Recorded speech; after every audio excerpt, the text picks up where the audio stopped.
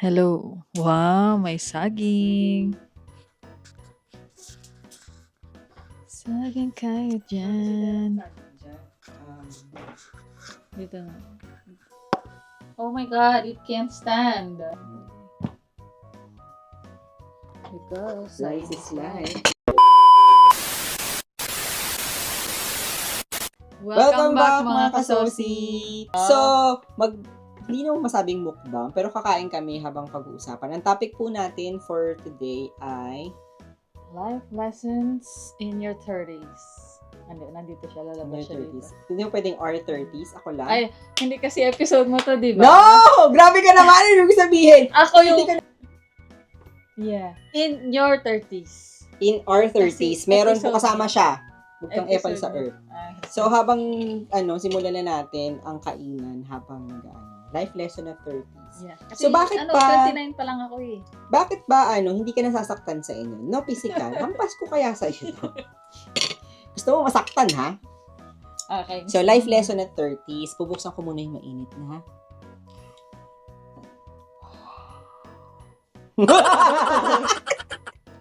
Hindi scripted yun ah. Hindi. So, life lessons at 30s. Bakit ba naisip mo yan? Bakit yan? Kasi ikaw yung gumawa nung, topic na to, eh. Kasi, hello Bretman Rock. Fan, Ah. big fan kasi ako ni So, Bretman napanood mo Rock. yung, podcast niya and then yung isa sa mga... May episode siya na life lessons niya nung naging 25 yata siya. Parang 26 na yata siya ngayon. Eh. Life lessons at 30s. So, since 30 ka na, 29 ako. Excuse me. 14 fresh. Ano, newborn baby. Ganon ka ka-fresh. Ako na Hindi, sige lang. Kasi ako to, eh. Hindi, ito na, pwede na. Ay, wow! Tinipid ako! Kasi, Isa pa. Ayan, ano yan? logi ka po. Okay lang yan. Sa akin naman may iwan to, eh. Sabi ko na. Masarap po eterno ang bistek sa saging. Ewan ko kami yung kinalakhan ko kasi. Laging ito na iteterno ko sa saging. Hala, sa amin Nag-enjoy. caviar. Alam mo, minsan nagdadalawang isip na ako kung sino. Kung sino ka talaga Ay, eh. kainin ang saging? Sinasabay ko sa pagkain. Sige nga, try ko. Tineterno ko siya. As in, Okay. kunyari, kakain ako niya na may kain tapos may ganito. Sige nga, try ko. Try yan. Try mo. Ako po kasi Tagalog. So, lumaki po ako sa Maynila. So, ito yung kinalakhang ko ba. Sa amin, Masarap naman siya. Korean kasi, kimchi kasi yung namin side dish. Masakit kaya tong kamay ko. Joke lang. So, yun na nga. Mapanakita ko tonight, no? Today. Tomorrow. Naghahanap ako na pwede i-rhyme eh. So, bago tayo malayo, so life lessons at 30. Ilan taon ka na ba? 30. I just turned Sakto 30 this year. Yeah. Hindi pala This tayo year. nagkakalayo eh.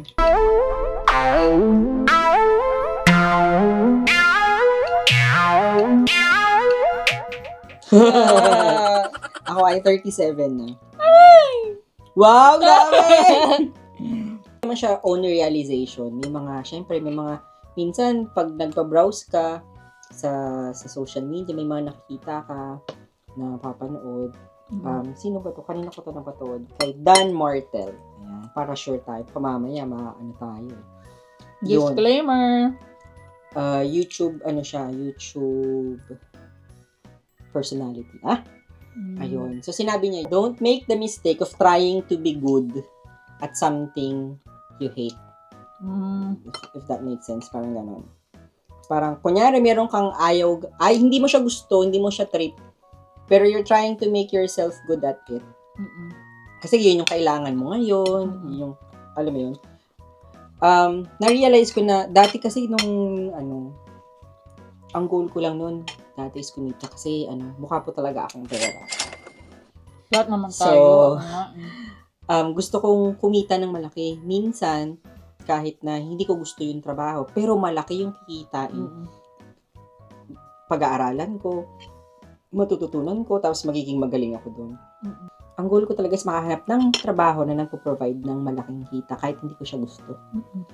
Tapos titiisin ko siya hanggang sa eventually maging magamay ko, pero hindi ko pa rin siya, kumbaga hindi ko siya trip, hindi ko siya passion.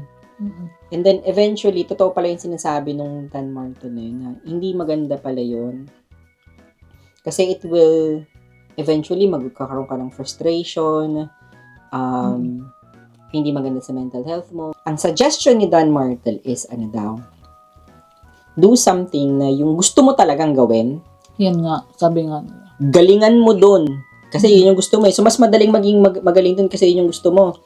Tapos, pay someone to do those things na ayaw mong gawin. Kaya nga nag-i-invest ako ngayon sa dito sa ginagawa natin na nagpa-vlog, nagpa-podcast. Kasi ito talaga yung gusto ko. Gusto ko talaga to. Yeah. Kaya nga nag-invest din ako sa kanya noon kasi siya talaga yung gusto ko. Joke lang. Ang sarap. Ang sarap niya. Okay. Pero hindi siya ganyan ka-tough, no? Ang bilis mag-change topic, ha? Siyempre, ano ba? That's a skill. Yung na-realize mo na nag-30. Siyempre, anong feeling mo nung nasa 20s ka? Feeling mo parang bata-bata ka pa, siyempre. Actually, nung 30 na ako, ang daming nangyari. I mean, this year, I think, for me. Pero, yung number 1 lang na nalista ko, Ano? sa aking notes is, life lessons is, don't be afraid to change. Or, it's never too late to change. Kahit na, mapa-work man yan, relationship, or, kahit anong situation you're in. Ganun. Kahit mag-isa ka, kung yun yung sinasabi ng self mo na, girl, do it. Yes. Bakit mo naman na naging life lesson yan? May nangyari ba sa'yo? Kaya mo na... anong experience ang make you realize na, alam mo yun? Ayokong i-share. What? Huh? May attitude. Like, ako kasi, pangatlong sinasabi ko ba na galing akong ward, nag-A&E, tapos ngayon endoscopy. So, yung paglipat ko ng ED, papuntang endoscopy, actually, sobrang hirap nun. Pinag-isipan ko. Well, hindi ko naman as in like pinag-isipan. Pero parang nag-weigh na ako ng Kasi nga, talagang may loss. Soldo-wise. Kasi wala ng enhancement, ganyan. Pero bakit okay lang ba i-share mo? Oo. Ba't mo ba naisipan na lumipat? Nung una, kasi i-relate mo yan, bakit mo naisip na that's related to change? hindi, wag na lang pala. Charot. Ang gulo na. Hindi, pinapaba ko lang. 1 lang kasi yung dala kong yung life lesson. Makakaroon ko pa rin life lesson, dami. Hindi, kasi nung nagbabank na ako sa A&E, wala na ako sa ED. Tapos nagbabank na lang ako sa ED. Lagi ako tinatanong ng mga tao, ba't ka lumipat? Ba't ka lumipat? Ba't ka lumipat? Yung laging lumalabas sa bibig ko na sinasabi ko, ayokong mag-regret na hindi ko siya trinay. Ito, importante to. Naiinip po kasi ako nung March this year dahil nga nagpapalpitate ako out of anxiety. Naiinip ako. Mahilig po ako sa Mahilig po ako sa singkit. Tapos, mahilig pala ako sa maanghang. Maanghang, mga alak, ganyan. Tapos, hindi naman ako nagkakaroon ng problem. Although mayroon po akong history ng acid reflux na nasa Pilipinas pa ako. Tapos, nung nawala na, sige pa rin ako, maanghang, ganyan. Ngayon, kumakain na rin ako nun. Pero hindi na ganun kalala kagaya dati. Or yung alak. Tapos, yun nga, nai-NE ako. So, in short, dami kong paikot-ikot to. In short po, your body is the only one you have. So, you need to take care of it. Mentally, physically, ganyan, importante po yun. So, you need to look after yourself. Kasi at the end of the day, wala namang ibang mag-look after ng self mo. Mag-look after. Wala namang ibang titingin sa'yo or mag-aalaga sa'yo. Ikaw muna. Laging ikaw muna. although you have your friends, you have your family, syempre may mga kanya-kanya silang buhay. Lalo na kung, kunyari, ito, OFW ka, hindi mo naman sila kasama. You're on your own. Huwag ka magdabog. Sorry. Akala ko di mo napansin eh. So, you need to look after your health. Kailangan po yan. So, huwag kayong masanay na minsan, ang daling sabihin, you need to stop your, yung mga vices, yung mga passion ninyo. Pero hindi naman ganun kadali yun eh. Pero, ibawasan nyo ba? Ganyan. And then Tama. try to live a healthy life. Hindi mo naman kailangan maging, OA. Lahat ng sobra masama yun. Kailangan lahat balance lang. Ang isang taong may sakit, wala siya ibang concern kundi yung sakit lang niya. Para lang gumaling siya. So, wag nating intayin na nandoon tayo or pagdaanan niyo yung pinagdaanan. Kung na kailangan, may experience niyo muna yun bago kayo mag-change ng ninyo. So, importante yung health po. Kuya Kim ka ngayon ah. Lamang ang may alam. Charit. Na-out of topic. Paano ka matanglarin? Ay. Oo nga no. Sino man ito sabi? Kaninong tagline ba yung lamang ang may alam? Hindi ko alam Yung nakakaalam po, paki-comment. Kagaya nung nag-comment dyan doon ko sa NST. NSTP.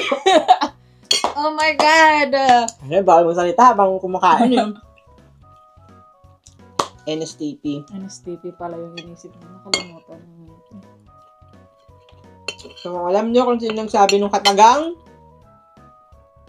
Lamang ang may alam. Ha? Tagal? Sorry. Nag-buffer ako nun ah. Ngeng. Yung sound effect. Ano pang masasabi mong experience mo na pinagdaanan mo nung nag-30 ka? Natutunan mo. Umuwi ka ng Pilipinas. Di ba umuwi ka ng Pilipinas recently? Well, not very recent, pero umuwi ka ng Pilipinas. Honest. Huwag kang mag-expect ng masyado ng ibang tao. Like, just because, for example, ganito yung binibigay mong care or whatever sa isang tao na ganun din ibabalik niya sa'yo. Kasi, people change. Tsaka yung iba, hindi mo din naman talaga sila gustong kilala. So, nag-expect ka. And tapos, in the end, ikaw din masasaktan. So, give as much as you can, but don't expect na babalik yun sa'yo. Girl, 2 MB ang brain. Share it. Akala ka 3 ka niya. Hindi 2. Kasi kapag 3, sakit ng ulo ko. Sobra. Pero totoo yun. Kaya ako pag nagbibigay ako ng helping hand, dapat pinibigay mo yun kasi gusto mo. Not because you're expecting anything in return from that person. Or para kang nag-i-invest, tinulong ko to ng tinulukan. Para pag nasa indulto ako, tutulungan niya ako. No. Kaya nga, importante yung sinasabi ko nung kanina na, at the end of the day, ikaw lang. You're the one who's gonna look after yourself. Ikaw lang din ang karamay mo, magliligtas sa'yo. Yes. Kaya dapat lagi mong isipin muna yon. Kaya kung ito yung sinasabi ni Leah, based on experience ko rin, totoo yun. Na, at saka, alam mo yun, iwas disappointment. Yeah. Iwas disappointment. Kasi wala ka na-expect sa kanila eh. Ngayon, kung nag-expect ka, anything in return, wag ka na lang tumulong. Wag ka mo na lang gawin yung ginagawa mo. Kasi that, feeling ko for me, parang it's wrong. Kasi parang this year nangyari, biggest disappointment ko talaga yan. Alam mo yan, Ingfish. Ingfish, pack-comment Yes. sa messenger mo, ha? Ating dalawa lang to. Pag tumatanda po tayo, or nagkakaedad, sabi nung Don Martel, parang, mas maganda na aminin yung mo na you entered the wrong room. Kesa, magstay ka dun sa room na yun for a long period of time. Actually, parang may nakita akong ganyang quote. Wait lang, isipin ko. Yeah, so, you need to learn how to accept na nagkamali ka. Na, pumunta ako dito sa grupo na to. Ay, kaso hindi pala. It's not for me. So, that's fine. But you need to learn how to accept that. Kasi baka mamaya, dahil nandoon ka na, nahihiya kang lumabas dun sa kung saan ka man napuntang grupo, nahihiya kang lumayo, kasi baka pag-isipan ka nila lang hindi maganda or something. No, hindi. Basta wala kang masamang tinapay nang umalis ka. Kasi, kung magpupunta ka naman doon, tapos hindi kayo nag-jive hindi kayo, alam mo yun, hindi kayo parehas ng wavelength eh. So, it will burn you out emotionally, ganyan, kasi ma-stress ka lang. So, the minute na ma-realize mo that you went into wrong group, or kaya, kahit hindi group wrong work, kasi sa unang dinig mo, ay, parang ang ganda nito Pero nandoon ka na, hindi pala yun yung talagang gusto mo. Diba? Habang maaga ka, umalis ka na. Para mapuntahan mo yung tamang place for you. Yun na, yun nakita ko sa yung saying, hindi ko ma-remember yung exact, pero parang ang sabi doon, if you took the wrong train, parang baba ka na agad sa first stop pala. Kaysa yung sumakay ka all the way, nagstay ka, tapos alam mo na ngang mali yun. Dapat baba ka na sa first stop. Yes. Sayang. English dapat yun pero yung taga. Basta something about parang gano'n. Sana nag-gets nyo yung point. Gusto na? English. Mas madami pa nga yung kanin ko sa'yo. Ay, susunod, nakaraan to ako. Kailan nangyari yun? Ano ka rin mo? Shucks. I missed it. Ay, ikaw. Yun na. Sorry. Isip na naman. Ay. Halog kay Ube tayo sa aking brain Learn when to say no. Yeah. Kasi bilang Pinoy, parang feeling ko innate sa atin yung maging people pleaser. No? So, yun. Pag hindi ka comfortable, lalo na sa akin na parang mahirap mag-voice out nga. Kasi feeling ko hindi naman sa akin lang to hindi naman sa people pleaser sila. Hindi sa gusto nilang i-please yung tao. Minsan kasi, may mga tao kasi na ayaw nilang makasakit, ayaw nilang maka-offend. Yun. So, kahit na, para lang hindi sila ma-offend, mag-yes na lang sila na mag-yes, kahit na hindi naman nila gusto, di ba? Hindi pa tumama. Hindi naman nila gusto. Diba? Tapos, ayaw naman talaga nila. Tapos talagang hindi talaga nila gusto. Pero ayaw talaga nila. Wow! Let's end the episode. Wow! Wala. So yun. Tama yun. Learn to say no. I know it's difficult na mag-no tayo. Or minsan, ayaw natin kasi feeling natin makaka-hurt tayo. Ma-hurt yung feelings nila. Paano yung feelings mo? Paano yung feelings natin? Paano yung feelings ko?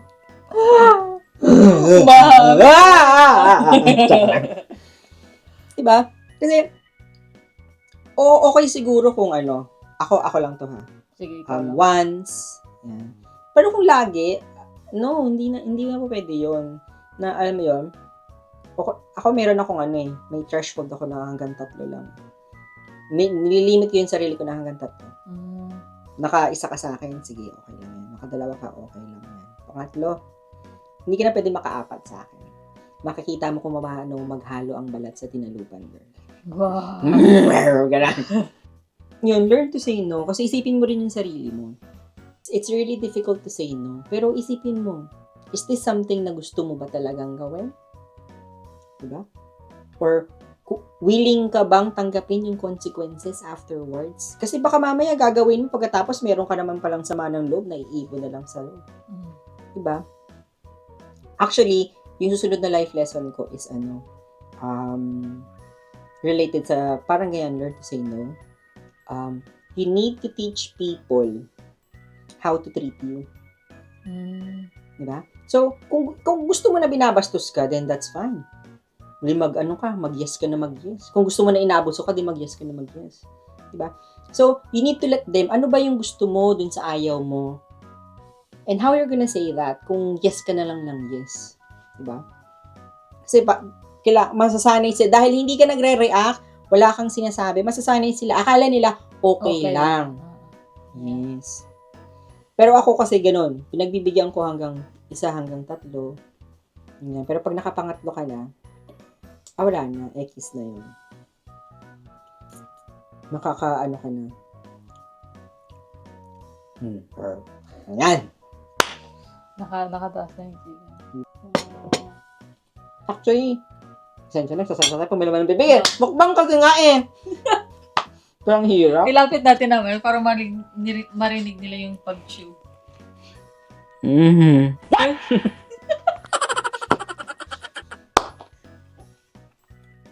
Ay, hindi, yung paglunok. Oh my God! Anong Sige, ma-advise? lunok mo na. Beef yan, sinasabi ko sa'yo. Pag yan, hindi mo na-swallow ng maayos, my God. Alam mo ng endoscopy ako. Wala kang problema sa akin sa swallow yung gulo. Ano pa yung masasabi mong mapapayo mo sa younger self mo? Do it scared. Do it scared. So, anything that you want to do, kahit takot ka. Example, yung funny example, like sa rides. Kahit na takot kang gawin yon, if you really want to do it, gawin mo kahit scared ka. Lakas ng loob ba? Pero totoo yan, ano? Totoo yan. Kasi usually, when you're scared, alam mo yun, hindi naman sa lahat ng oras, no? Siyempre, yung feeling na takot is it's a warning for us eh. Make sure na it makes sense. Medyo rational naman. Baka mamaya may mga tangi tayo dyan. Pagkatapos yun, do it scared daw. Mainit to, natatakot ako, pero hawakan ko pa rin. Grabe Diba? naman. Literal naman. Ibig ko sabihin, Ay. people nowadays, hindi natin sure. So, kailangan make sure na, alam mo yun, it makes sense. Hindi yung dahil lang you take the context nung pinag-uusapan namin as is. Hindi ganun, ha? Diyos mo, pahawak pa tayo. Hindi, kung i-share nyo pa, di maraming makakaalam. Pero, bago tayo magtapos, meron akong gustong huling i-share. Kasi feeling ko After all this, pakita natin. After all this, pinagandaan ko talaga tong episode na to. Isa sa mga natutunan ko, alam ko it might sound cliche, parang ganun. Kasi maririnig mo to sa aeroplano. Anong sabi sa aeroplano kapag bumibiyahe ka? these are the exits. Nilay na. Importante yun, ha? Importante naman yan. Yung tungkol sa pag bumagsak daw yung oxygen mask, anong sinasabi nila? I-blow mo yung Oxygen mask pa lang tayo. Wala pa tayo dun sa binublow. Hoy! Wala, hindi ko alam. Yung salbabida, yung ko sabihin. Anong sabi dun? Ang sabi sa aeroplano, noong una hindi ko siya nare-realize na na parang, okay, wala lang. Pero applicable siya kahit saan. Okay. Sabi nung sa aeroplano, make sure na you're wearing your mask first before you help others. Okay. So, Oo nga pala yun. Importante to. May mga tao kasi na gusto nilang tumulong eh. I wanna help. Pero, wala. Alam mo yun, if your plate is empty, ano yung pwede mong i-share sa ibang tao? You need to make sure na you have something on your plate first. So, make sure na you help yourself first. Okay? Tulungan mo muna yung sarili mo, emotionally, physically, financially, bago ka tumulong sa iba. Hindi yung to the point na tulong ka ng tulong sa iba, tapos ikaw, as in zero, below zero ka pa. For everything, hindi lang sa pera pinag-uusapan natin. Make sure na tulungan mo yung sarili mo muna para may maitulong ka sa iba. Saka don't be afraid to ask for advice. Yes, huwag ka mahihiya. Hindi yun ikabababa ng pagkatao ninyo kapag humingi kayo ng advice. Pero make sure you ask the right person. Hindi lang basta tanong ka ng tanong. Ayun, so, sana may natutunan kayo din sa Life at 30s. Actually, marami pa gumawa talaga ako ng listahan, ganyan. Kaso lang, parang feeling kasi ni Leah, bata pa talaga siya. So, ako lang talaga yung 30s. Ganun. I'm so hurt. Sorry, kasi 29 talaga ako. Yes. sinasabi ko. Sa'yo, masakit talaga to Eh, kaya nga, ito din pinapalo ko eh. So, sana sa susunod po, subaybayan niyo ulit kami sa susunod na episode ng ating Saucy episode. Yes. At sa mga friends na gustong mag-comment kung ano yung aming next episode. Kung meron kayong suggestion na gusto nyong pag-usapan namin, we're very open to suggestions. We're very open to suggestions. So, gano'n ka-open? Charit. Sige na, go. Hindi ako kasagot na ano ko, caught off guard. Ah! Shit, no sleep. Ayan. So, guys, don't forget to like, subscribe, and click here. Share Click na here. rin. Share. Sorry. Share. Share. Click here. Hindi pala to. Ano yan? Ano? Wish? Ah. Wish. So, thank you ulit sa pagpunta ninyo. Salamat. Siguro sa susunod na lang ulit tayo life lessons. Yes. Kailangan next time something na masaya Life naman. lessons at 10 years old. Actually, meron akong, speaking of, bago tayo patapusin, merong book na may mga, hindi kasi ako mahilig magbasa kagaya ng sabi ko kanina. Pero ito, paunti-unti tinitry kong basahin. Pero, ano siya, ang maganda siya for me, ang dami kong natutunan doon. Ang title is, All is Well. Chok lang. So, ito yung, Everything I Really Need to Know, I Learned in Kindergarten. Wow. From Robert Fulghum. Pero yon, try niyo pong basahin yan. Marami akong natutunan doon. So, sa susunod po na ating Kasaucy episode, Yes. ako po si JP. And Leah. Yes, Huh? may ganun JP? na.